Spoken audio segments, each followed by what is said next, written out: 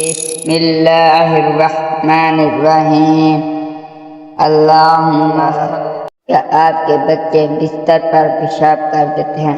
اگر بچے بستر پر پیشاب کر دیں روزانہ رات کو 2 عدد چھوارے کھلائیں، چند دن اس ٹوٹکے کو آزمائیں تو آپ کے بچے کو مولی کے پتوں کا پہاڑی پر اٹھنا لاجواب صحت اور بہترین ذریعہ ہے۔ پہاڑی علاقوں میں اکثر لوگ اس کے پتے کو توڑ کر کوٹ کر نمک مرچی ڈال کر آٹے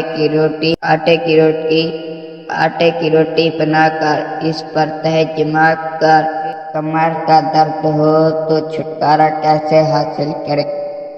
کمر درد کی شکایت کرتی خواتین صحت یابی کا راز پالیں۔